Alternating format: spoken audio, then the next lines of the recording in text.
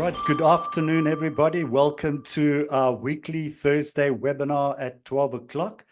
The noonday gun has just gone off in our Cape Town studio, and we're really thrilled to kick off yet another insightful webinar session.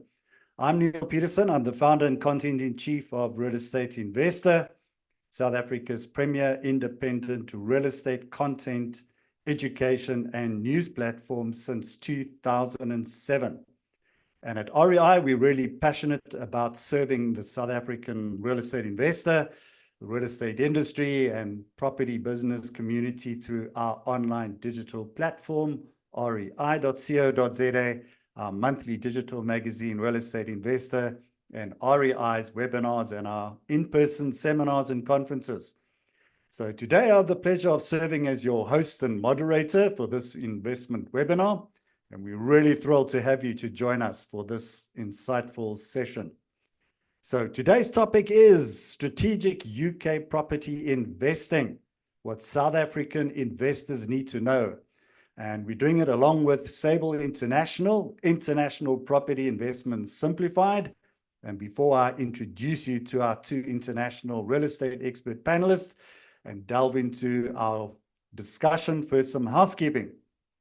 So I extend a warm invitation to our new guests and faithful attendees to actively engage with us during this webinar. Your participation enriches our dialogue. So please feel free to ask any questions you may have for our panelists. To ask a question, please utilize the designated Q&A box located on the bottom right-hand side of your screen, not the chat box. That's for general comments. So rest assured, all of your questions will be addressed during the Q&A panel discussion. There will be 3 poll questions, and that would probably pop up on your screen now. And if you could probably just complete those 3 poll questions, you can see over there, how important is location to you when choosing an investment property in the UK? What type of property you're most interested in, if you could answer that one, and how familiar are you with the UK property market. So yes, your input is very important, and so obviously we'd like to get as much information as we can from you on that. Okay, so recordings, we get this question a lot. It will be accessible post-event via email if you've registered for this webinar, and for those who have not registered, recordings are accessible via the rei.co.za website under events on the homepage. So without further ado, let's move to the heart of today's webinar, strategic UK property investing. So today we'll explore investing in offshore property in the UK. It's a market which is well renowned for its healthy returns and stable economy. And we'll also discover the most promising property investment opportunities, plus unravel all the things that you need to know and equip yourself to invest into the UK property market. So without further ado, please let me introduce you to our esteemed guest panelists today. First of all, our first guest panelist is Richard Haller. He is the Managing Director of Sable International, Offshore Real Estate and Investment. Richard, will you please introduce yourself to the audience today, please? Hi, good afternoon, Neil. Good afternoon, everybody. So I'm from Sable International. I manage the real estate and investment migration division at Sable. So we really specialize in helping our clients with 2 solutions. One is global mobility, so helping them find avenues to move around the world easier. So that is through residency by investment, citizenship by investment. Those are the main platforms.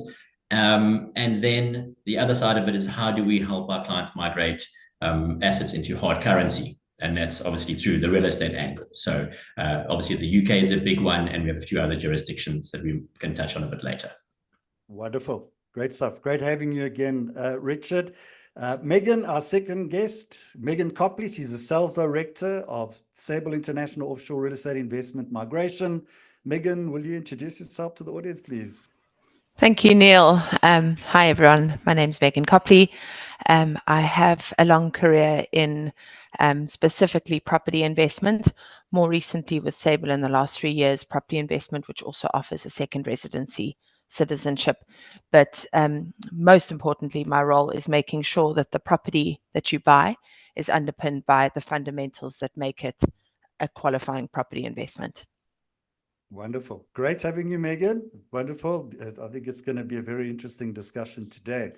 So Richard, let's maybe just start off with you. Maybe just introduce us a little bit more to Sable, the different international markets, you know, why investors should look at international property. I mean, today we are UK focused, but maybe just as an intro, maybe just compare different markets and some of your key services. Sure. So Sable International's sort of core business is really looking at assisting our clients with cross-border transactions. So that's ultimately when a person is in one jurisdiction and potentially their asset is in another jurisdiction. And within Sable International, we have 14 different divisions that covers everything from Forex to moving money out of the country to investment migration, so the residency and citizenship programs, offshore real estate, and where to invest in. And then also a number of other businesses in terms of study abroad, getting the kids to study abroad in universities, and then tax business, wealth business, and a couple of others. So that's really the background of Sable International. In terms of the real estate jurisdictions, apart from the UK, which has always been a stronghold for South African investors, we have got property in Greece, as an example, which is underpinned by a golden visa. So Megan's job and my job is to make sure that that property in Greece is a sound investment and it's not just a vehicle to get a golden visa. So both need to stack up. Mauritius is a popular one. We've just launched an office in Mauritius, and that's always been a mainstay for South Africans looking for something close to home. And then we've got Switzerland, very interesting jurisdiction, some interesting 5% guaranteed yield product in Switzerland, and a few other sort of jurisdictions we look at where we see value and where we see benefit to the clients. Excellent. Great. Thanks for that little summary. Today we're talking UK properties. So Megan, let's start unpacking this, and there's quite a lot of things to unpack today. Why should people, first of all, invest in property, and particularly in the UK? I mean, the UK has been a compelling destination for investors. I mean, how does its market stability and historic performance contribute to its attractiveness? Thanks, Neil. What I'm going to do is I've just pulled up a presentation. I think in order to answer these, I've got some key points on the presentation. We can all see it, Megan, just so that you know. Yeah, exactly. Good. Thank you. So yeah, I'm happy. I'll answer all the questions that Neil asks. Just to run you through how we work as well as I go. So we're a bespoke advisory service looking for property investment to suit our clients. And as Neil's question now is why UK property? I think it's going back to the simple fundamentals of property investment. Why property? Why UK property? I mean, UK is one of the strongest and most invested markets in the world. That's really important when understanding why other people invest in a market and why it's got a strong demand, no restriction on foreign investment, and it's obviously very popular with other investors, which that trend should set an example anyway. The UK is a powerhouse of commerce and employment, and these are very important factors when considering offshore property investment. You need tenants who can earn money, who can find jobs, and who can pay the bills and pay their rent. That's just a very, very simple analysis. A booming rental market and annual growth. More recently, interest rates have been on the rise in the UK. What stabilizes the market and what makes it such a robust market has been the rental increases that we've seen during times of high inflation and high interest rates. It suggests a great demand for property, a lot of people who need to be housed, and during times of high interest rates and high inflation, people are less likely to buy property. So therefore, we saw a nice increase in rental demand. So that's a sign of a very, very robust property market. And then low interest rates in the UK have always driven an increase in purchasing power. So again, a market that works in high and low inflation times is a good, robust market for an investor. Okay, great. So maybe Mm. just let's start looking at the sort of the top UK property hotspots. I mean, it can be a minefield for some people coming into the market for the first time. You know, maybe let's unpack what are the regions, where are the cities that's showing the most promise for investors. I mean, everybody when they Yeah. think of UK property, they tend to think of London. It starts in London and it ends in London, but Yeah. it's far more complex than that, isn't it, Megan? Yeah, exactly. Funnily enough, in the UK, what you get in property value in London is a lot less than what you'll get in property value in, say, the north of England. That's obvious given demand, given a transient community, people moving through London, job opportunities in London, pay in London. It's well known that you get sort of a super pay if you work in London, whereas if you work in an office of the same company in another part of the UK, you'll earn less than that of your London co-worker. So sure, London's property market represents a very, very high value market, but generally quite a low rental yield market. So whilst you'll always have booming demand, a flurry of people looking to purchase property, owner, occupier, and investor in London, you might not see the nice high percentage yield on a rental property in London that you'll see in other parts of the country. So I think depending, again, there's loads of booming parts of the UK, specifically in the north at the moment. There's a regeneration scheme, there's a movement of workers to the north, to Birmingham, to Manchester, to surrounds, which is driving the demand for property, and therefore with a low supply, high rental demand, and high demand to purchase property in the north. So we're seeing fast growth. That's a good opportunity for investors, say, to get in for the short term and to get out with fast growth and see, maybe an upside on their wealth. But property for me has always been a long-term asset, if a generational asset. So, one should consider many parts of the UK for many different reasons. And again, what they're looking to get out of the property. So if you are looking to keep this property, potentially use it to pay for your child's university, in 5 to 10 years' time, then look for a nice stable market where you get a good quality tenant, somebody who's highly likely to pay their rent on time every month.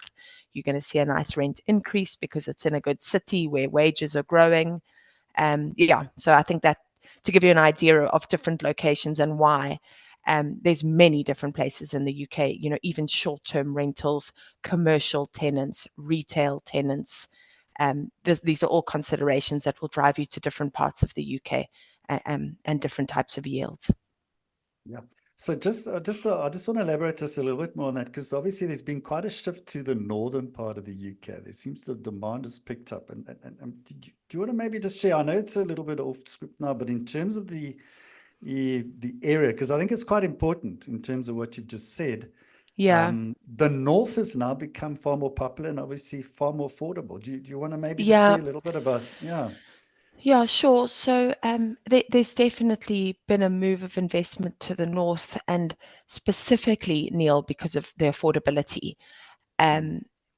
With the growing demand for housing, we have Birmingham has become a financial district, but second tier to London.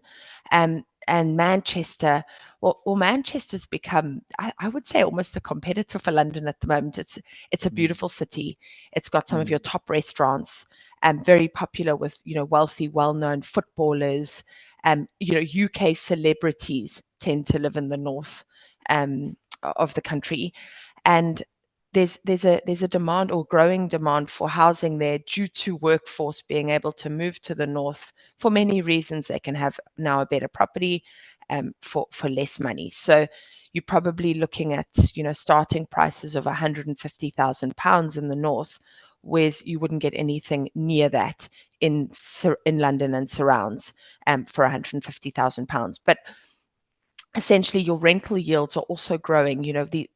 The fundamentals of finding rental yields is finding good quality tenants who are probably trying to get onto the property market but haven't quite saved up enough money, to enter the property market. So they need to rent from you, landlord, for the 3 to 5 years while they work up in their job. That's the perfect tenant, right, in any city.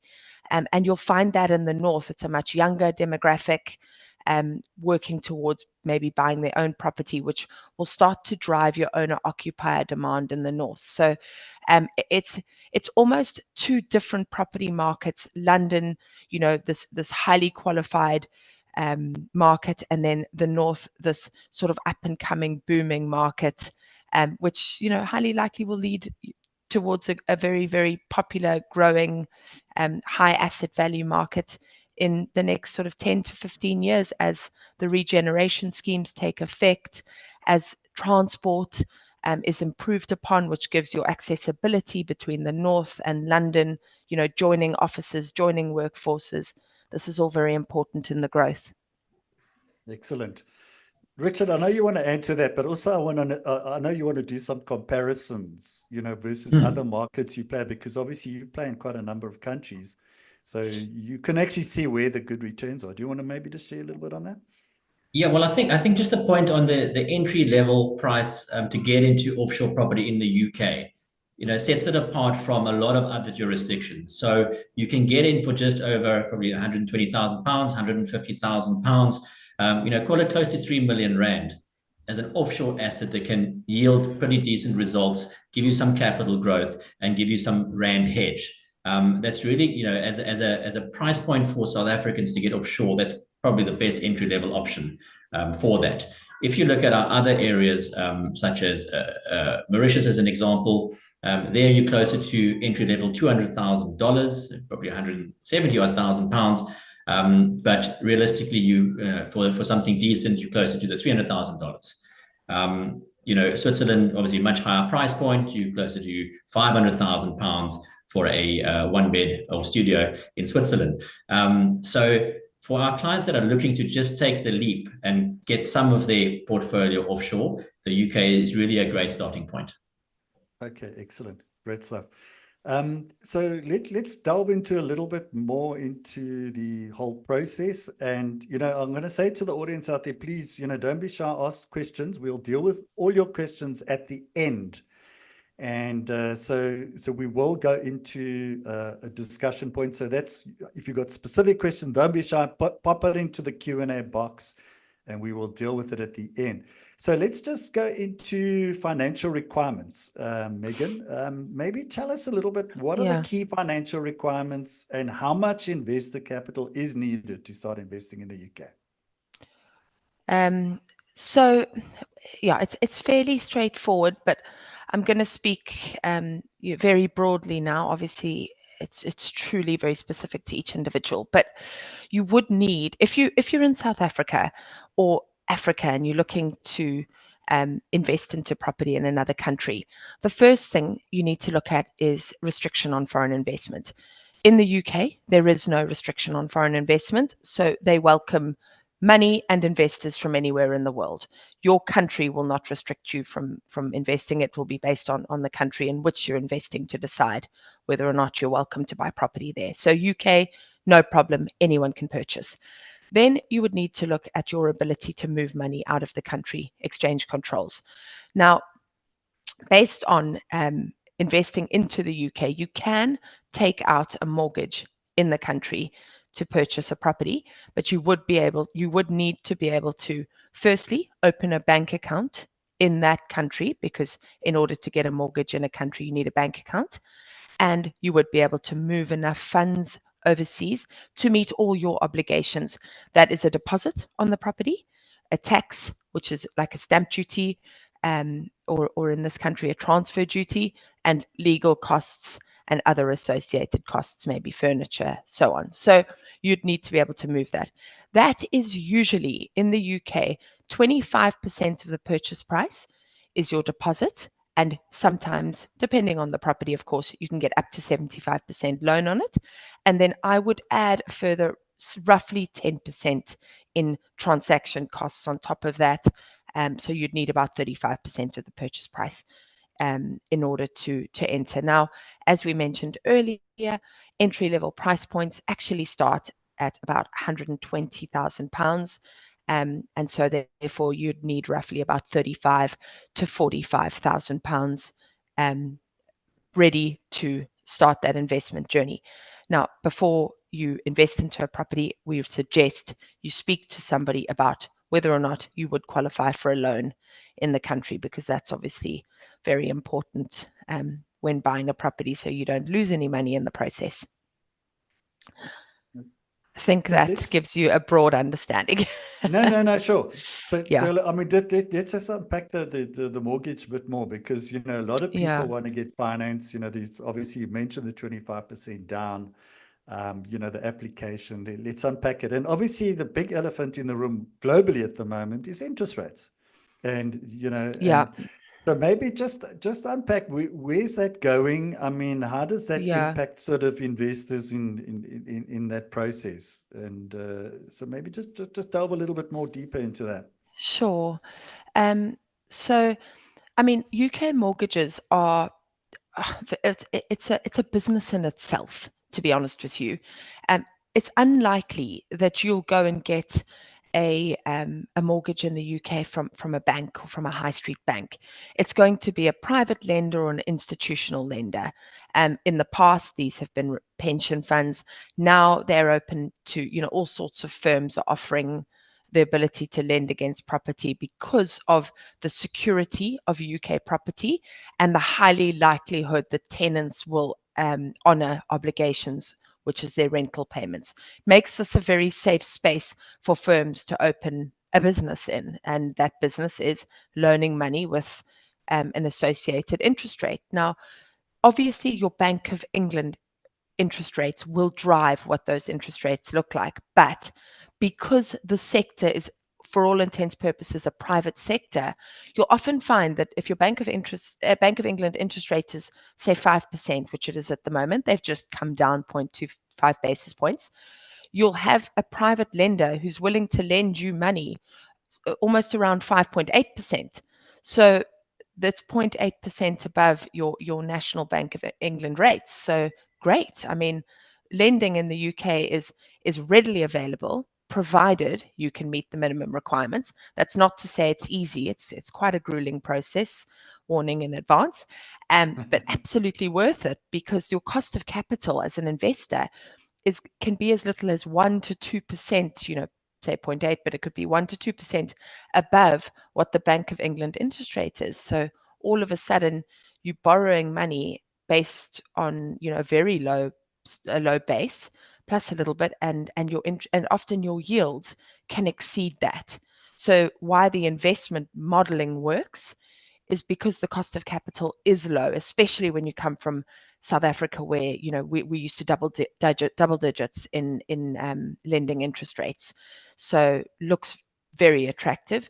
And then your yields and your growth, for the most part, your yields are fairly secure because tenants, it's a very low delinquency rate of no rental payments in the UK.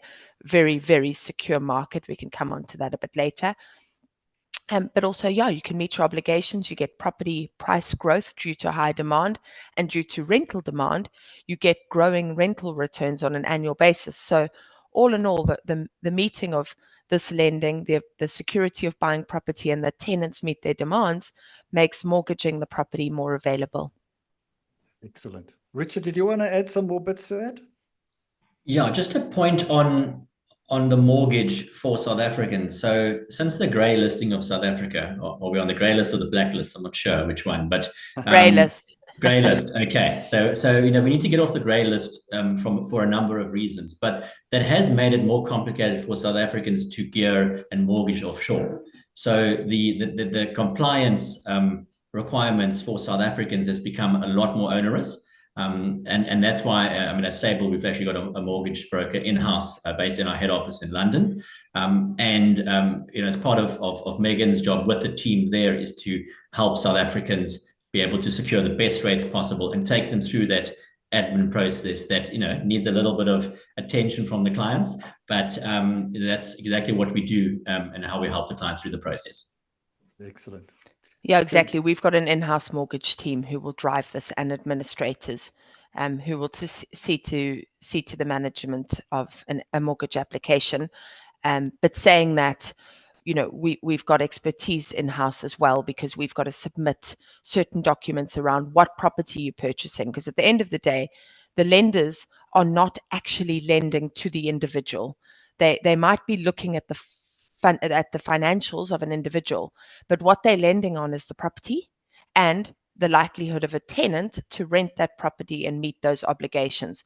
So the property itself is what matters, and therefore what's the most important thing is that you buy a property that does meet the requirements of a lender, and therefore I think that's where we bring in a lot of expertise as a company. Excellent. Good. So let's talk a little bit about tenant demand. So which factors should South African investors consider to identify high demand rental areas? And particularly, let's focus on regeneration, infrastructure developments, job growth perspective, because all the fundamentals of tenants and that kind of thing. So I think in the UK, how to pitch it is it's quite simple. If you think about tenants, what's the likelihood of a good tenant? A good tenant is somebody who's probably looking to enter the property market themselves. So it's highly likely they've got a career in mind. They've got some in a lose. I think that's how I always, when I speak to our clients, I'm like, try get a tenant who wants to go onto the property market, who has highly likely to meet their obligations now, because in future they want to be a landlord themselves. In the UK, most of the time you'll get a good quality tenant. A huge percentage of the population is tertiary educated. That's not to suggest that those are the people who meet their demands, but the chances are they've committed themselves to further study, they've committed themselves to a career, and they now need to keep their financial record clean so that they can move on to buy a property in the future. So that is a really, really big part of being a landlord, is getting the best possible tenant that's not going to give you a headache, ideally can change their own light bulb, but can absolutely pay their rent on a monthly basis. So that's very important. Then you can move into what property management looks like.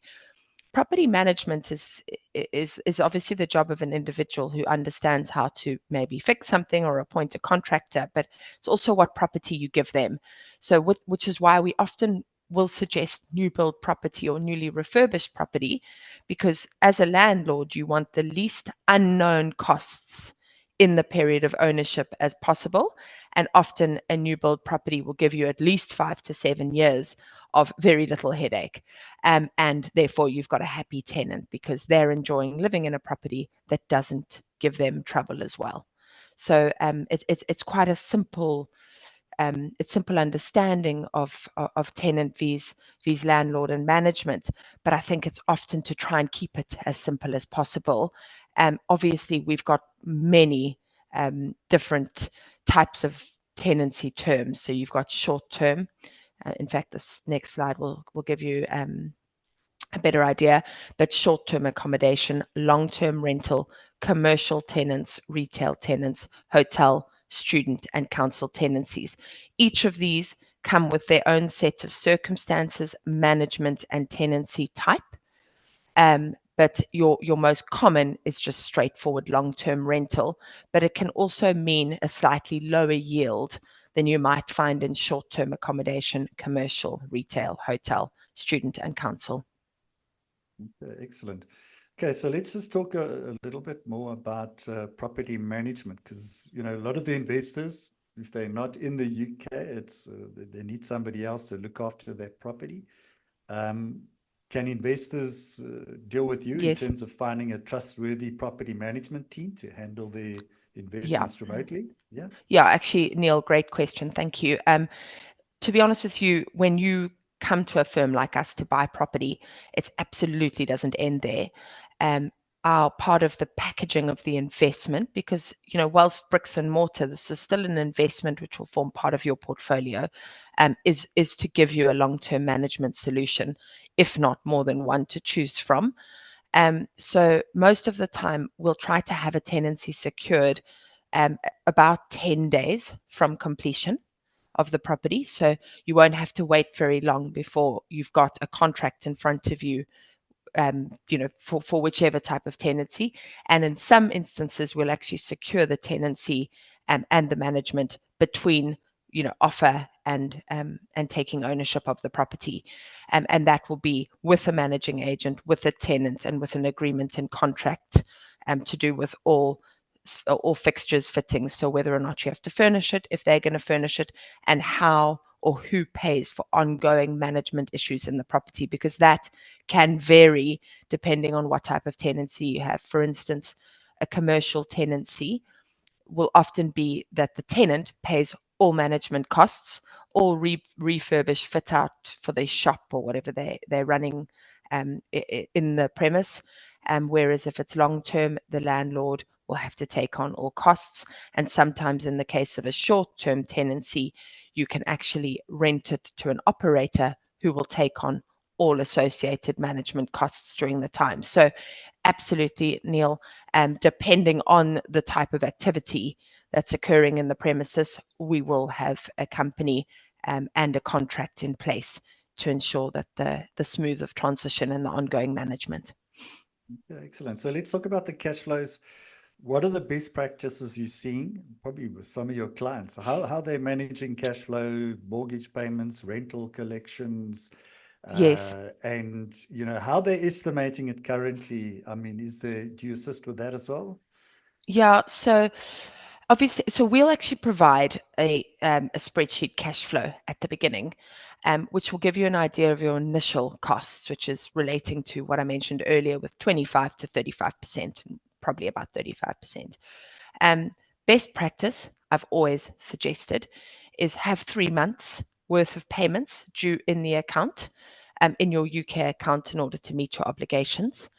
There are some nuances. Sometimes that money's got to come from outside of the UK, but we can go into that again, why you'd come to work with us. But make sure you have 3 months of running costs for any property. Don't let it bleed you dry on purchase, please. Because things can happen. Tenants can be delayed on move-in. There's many reasons, but one reason is you need to ensure that you're meeting your obligations, because you don't want any issues with a bank, coming knocking, or a lender. So I think 3 months worth of running costs will also cover any unforeseen maintenance costs, even furniture, anything that you might need to do in order to get the tenancy up and running. Once the tenancy is up and running, as I say, your tenant will begin to pay rent to your property manager. I know you're going to come into tax later on, so we'll explain how that structure works. But yes, from a best practice, it is to keep some money aside.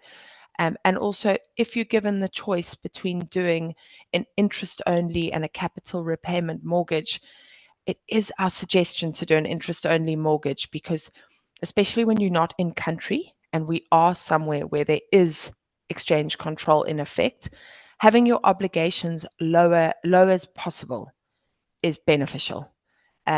Because that means that for any reason you have to make X amount, but you don't have to make X plus 10. And if you do have extra money and you manage to move it over to the UK, you can always make an overpayment on your mortgage. It's better to make a volunteered overpayment than to have an obligation that you can't meet. So I think those two things are probably major considerations for an investor: extra cash flow, and try and keep your obligatory payments as low as possible. You want to just unpack the interest only versus non-interest only mortgages? I know it's not too popular in South Africa, and it's very popular in the UK, also in the US, Yes. and those markets. So maybe just some. Yeah. So I think it'll be, it's good to mention why there's interest only and capital repayments. So in South Africa, we only repay our mortgages, but we do have an access bond. In the UK, you don't really have an access bond. So an interest only payment is to meet the interest on the loan amount, and it never actually repays the loan, it repays the interest. I think historically, the reason they've offered this is because the UK is such a strong market that more than likely you're going to see growth on the asset anyway.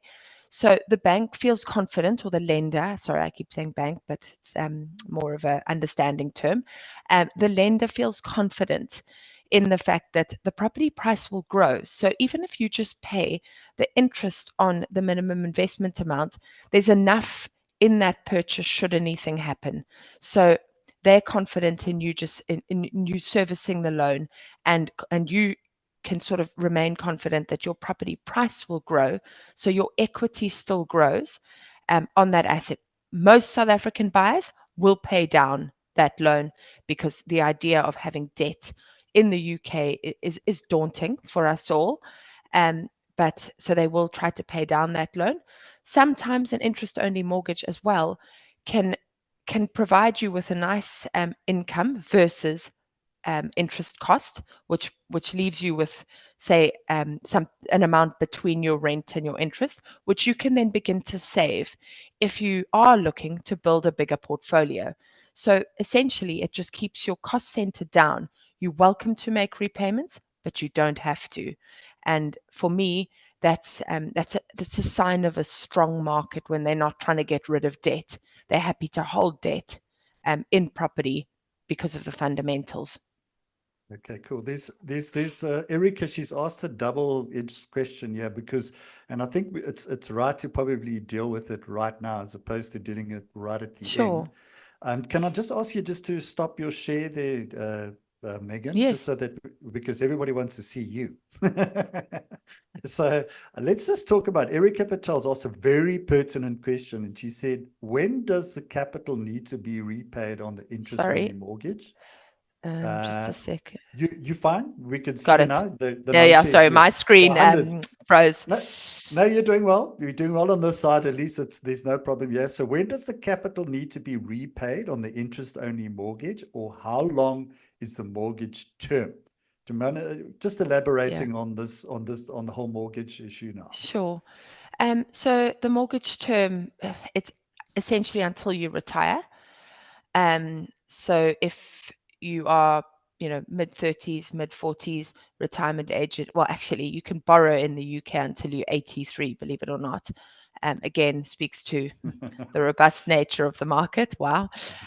So you could take 30 years, 35 years, 25 years. Essentially, the mortgage needs to be paid at the end of that term. Or you could remortgage. So at the end of that term, you go to another lender, the same lender, and take out another long-term rental. What happens is the lender will send out a valuer to the property to give you a valuation, to give them a valuation of the property. That valuer is what you call a RICS qualified valuer. So they have, they're actually very qualified with 6 or more years of study into UK property, and then they can say to the bank, we see this property is worth 400,000, so we're very happy for you to lend them 300,000 on the property.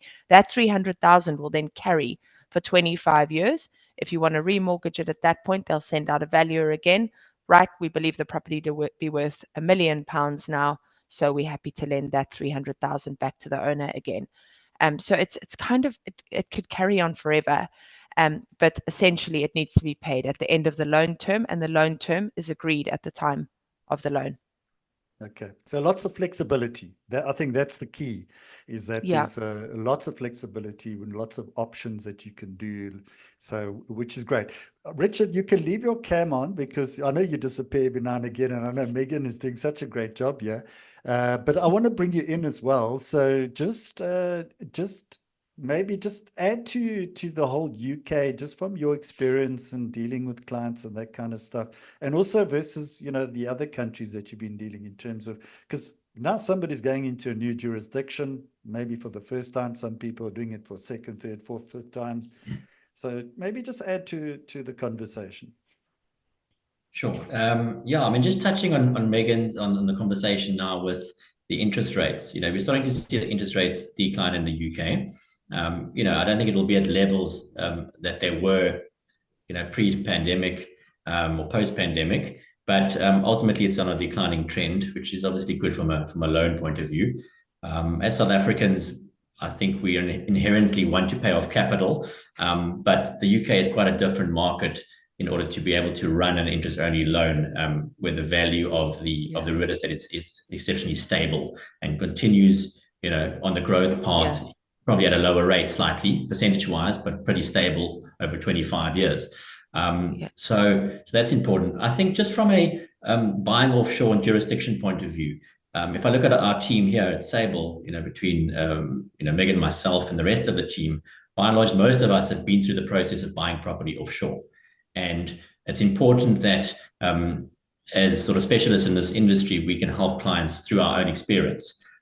So that's sort of an important point. Going into a foreign jurisdiction is every country is different. So if you look at how Greece runs, you look at how the UK runs, you look at how Mauritius runs, they all run very differently, and the requirements, whether you can loan or not, whether you can buy as an individual or in a company or in a structure, all of those things that are important from a planning point of view for our clients, they're all different. So it's important to bear that in mind as our clients look to sort of externalize funds and invest offshore. Excellent. So Megan, coming back to point of yes, interest carry rates, on. actually, I just thought, I think, Richard, you make a good point there, because holding debt in a 5% interest rates is quite nice. As South Africans, we can't hold debt with that low cost of capital here. So, to keep debt in the UK and start to save up your wealth, in a place where maybe you've got better interest rates on the plus side, but also in the UK with moving interest rates, what's important to understand is a lot of the time you can take out a tracker rate. So you don't have to fix your interest rate, although you can if you want to, but you can have sort of your interest rate moves with the Bank of England. So really your cost of capital is the 2% plus the Bank of England rate. And we envisage that's going to come down.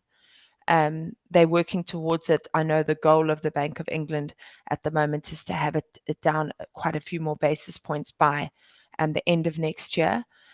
So, they need to incentivize purchasing in the UK. And I remember a very important time at the beginning of COVID when people got a little bit afraid of purchasing property offshore. The government in the UK, one of their main objections is to always incentivize property purchase, to keep that market moving. It's one of the reasons the country is such a powerhouse, because of such a huge amount of foreign investment into the property market. So the first thing they did was cut buying tax for 6 months in the start of COVID, which meant people who were going to be locked down in a 2-bed flat with 5 children could suddenly go and buy the family home that they had intended to and not pay transfer tax on it. So it really incentivized moving around, and maybe not the best thing to do, but nonetheless, people could move properties and you were unrestricted in order to do that. So a government with that much care for their property market is a property market you probably want to have a stake in. Okay, wonderful. So, very important point. I think, it sounds that, you talk 5%, versus where we just did what, 11, just 11, I think 11.75, and we hoping that it's going to come down next month. In fact, the UK was the first country to actually drop their interest rate. So I think they've started that trend, and we're looking now at the US, and they're sitting next month, and obviously it was in South Africa. So we're hoping it's, there's a lot of more easing on that one. So let's just talk more about the tax, okay? Because this is important, and also ownership structures. Because I don't think you could talk about tax with not talking about ownership structures, sort of hand in hand. It's sort of I'm just going to share again, because no these problem. are Of course, please things. do. I'll show you on the screen. Sorry. Share. No problem. And then we'll just come back, I think, if we can, to to a few properties that I put up here, because I think it's always nice for everyone to see those. One sec. Okay, so tax and buying structures. We need to consult a tax specialist and an accountant for the buying structure. So they aren't with us today. Obviously, I know a little bit about this, but it's very specific to your personal needs. So firstly, what affects your tax and buying structure? Who can buy? As I mentioned earlier, in the UK, no restriction on foreign investment. Non-resident landlord scheme. Now, what this is when buying a property in the UK, you will have to pay a tax on that income. that income will have a withholding tax directly with your agent unless you can show that you have registered for tax and that you will do your own tax return on an annual basis. That means registering with the HMRC. It's not simple, but it's absolutely doable, and we can do it. When you and obviously then you will be tax compliant. In order to be tax compliant, you will have to submit an annual tax return. It's done online. It's super simple. But you also get a tax allowance in the UK of £12,500 on your rental income. That is a tax-free amount of money. Anyone buying a property at an entry-level price point in the UK will not have to then pay tax in the UK because it's unlikely the income will exceed £1,000 a month, so £12,500 a year. So you can rest easy that it's not, it's not a deep pit of taxes in the UK. They're generous to landlords who are making an entry-level investment.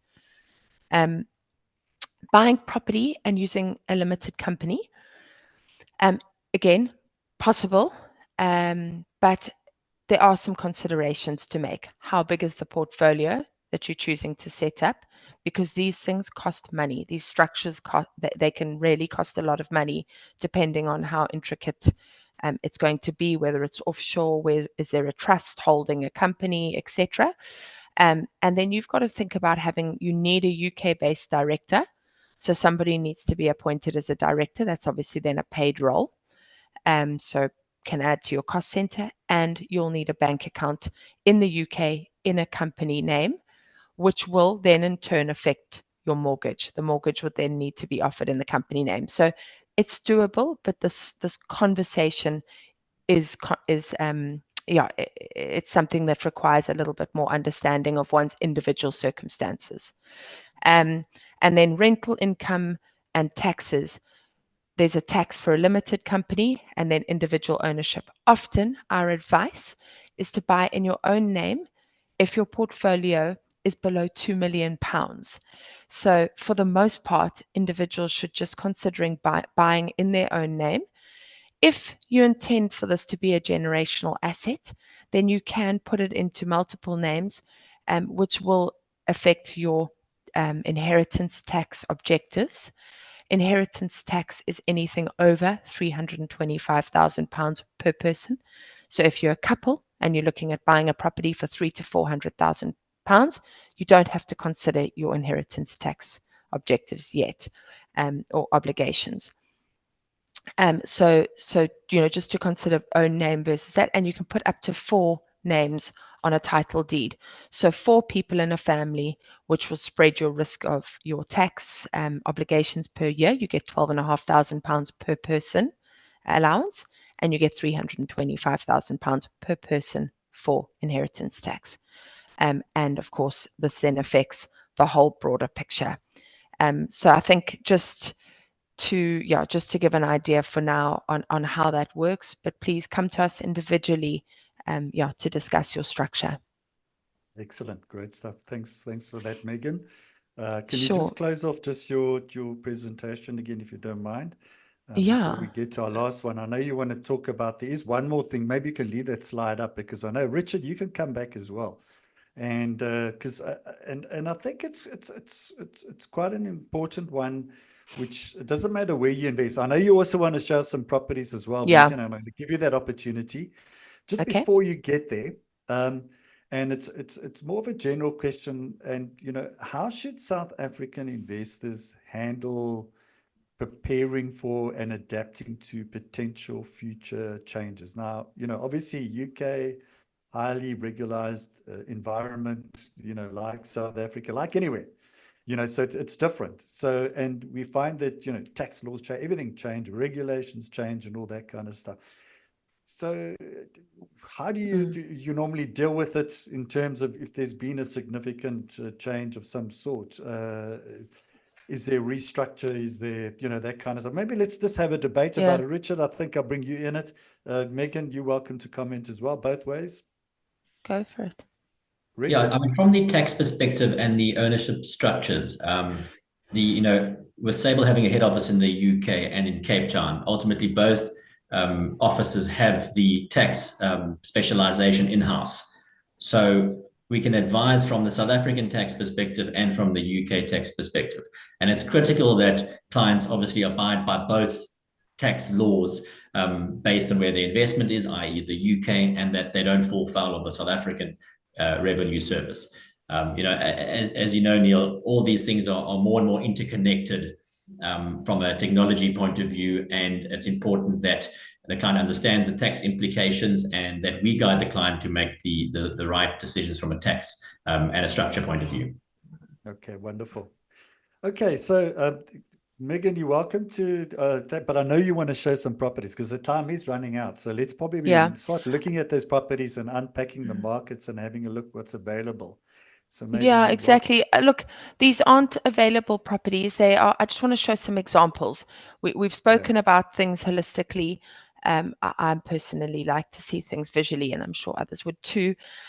So just to give you an example of some properties. So we're in Bolton now. Bolton's in the north. It's basically part of Greater Manchester. This was a 6-unit property, Okay, so which we can't see your screen there, Megan. Just try again. Just reshare. Oh, sorry. 1 sec. Yeah. Oh, there we go. Got it. Yes. Okay. Now we can. Good. Perfect. Okay. There we go. So this was a 6-unit property in Greater Manchester. One individual bought the whole thing. 100,000 per unit, so 600,000 for the total investment. How we selected this is it's just beside a travel lodge. We're running this as a hotel, so we've appointed a management company on the client's behalf, and that's fully running without a huge amount of input from him or them. It's right in the center of Bolton, right beside a travel lodge, which suggests that it would have a good short-term rental demand. Now, short-term rental figures on this have been very good. It was completely renovated, bought furnished, and a management company has come in. So they do turnovers from one night to a week and sometimes a couple of months. Bolton itself hasn't got a lot of high-end property because it's in its early days of development, but like other parts of the north, the area will be redeveloped. It's not far from Manchester. It's got a community coming through that are doing actually regeneration work. So you get a lot of contractors, engineers staying here. So it's kind of a self-fulfilling prophecy, actually. But they're doing work in the town, and therefore it's driving demand in the short term. So in the short term, the client will operate this as a hotel, and yields will be probably in excess of 8%, but I should think in double digits in net figures. So that's after all the client's costs, including council tax, water, electricity, Wi-Fi, and management costs associated, which of course are higher when you run a short let.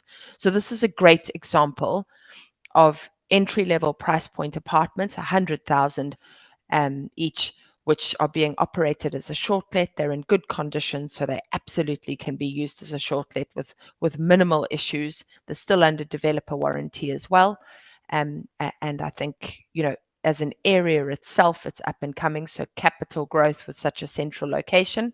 And in the long run, when you're tired of using it as a short let, and Bolton itself has become a little bit more of a booming market, get really nice rental returns on the long term. So that's one example.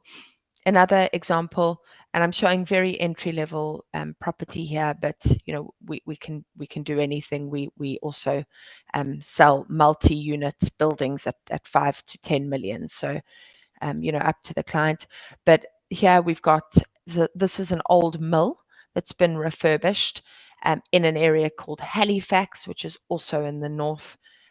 Starting price points 120,000. Here, short-term and long-term rental. There's a demand for both. How we find the demand out for short-term rental is we use sites. We use sites like Airbnb, Booking.com, Hotels.com. All the major short-term operators provide us with statistics based on areas as to average room night, occupancy. So this is not thumb-suck data, it's real data, and we can then work out a projection for our clients' yields and the performance of that property investment over time.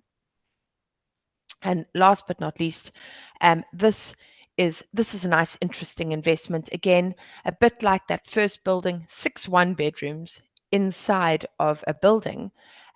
Also a short let operated property, but the client didn't want to manage it themselves. So we rented it out to a middle operator. Now that operator takes on all management costs, monthly running costs. The client is paid for 5 years on a net a figure per month with absolutely no costs going to them whatsoever, except insurance per year, which is actually relatively low in the UK. So here, this property was £330,000, and the client gets £30,000 per year. That operator then rents these properties out on a short term. This is Blackpool, very, very popular holiday destination for the Brits living in the north. In the north of the country, it's got 2 piers, candy floss, or where you would take your children for a weekend in the UK or a week's break, beach, etc.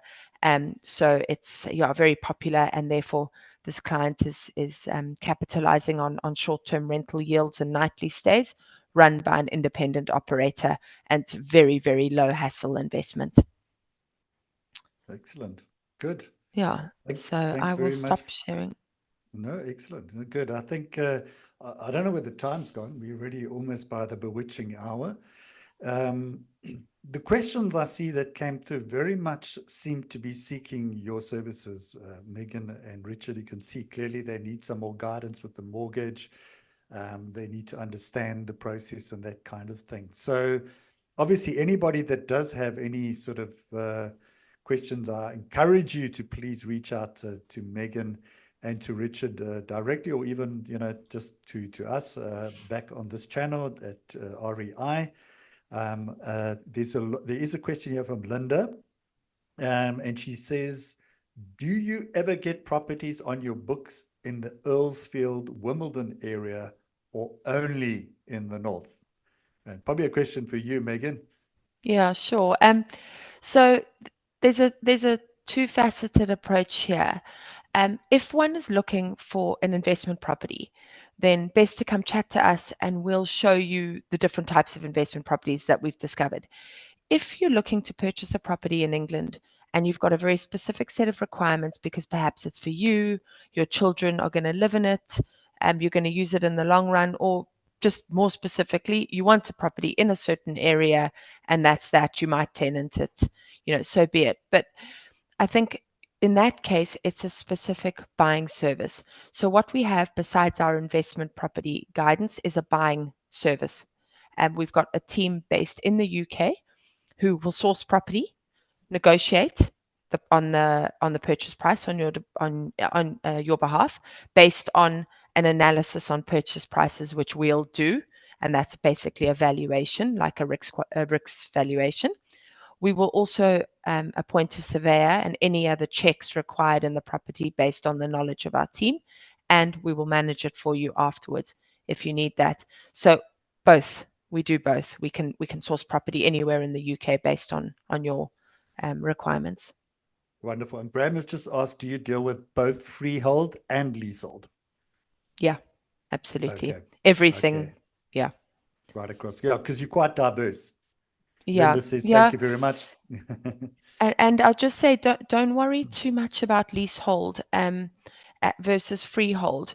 Owning the freehold is generally when you obviously own the land at the bottom, but a leasehold is actually a governing set of rules, which means that if there's multiple owners in a building, you almost want some sort of contract. But also recently they've abolished ground rent, which is what you used to have to pay on a leasehold. So now it's considered peppercorn rent. So actually you're supposed to go and deliver a peppercorn every year to your your leaseholder, but I mean that's just ridiculous.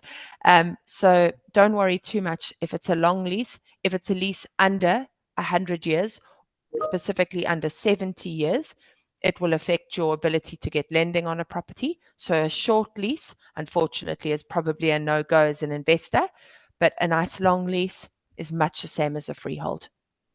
Excellent. I think it's good point there, Megan, because if I was the investor, I'd focus on the cash flow. I wouldn't worry about the leasehold or the freehold. It's the Yeah, well, returns it you're gonna get. depends. Exactly, yeah. Yeah, no, for sure.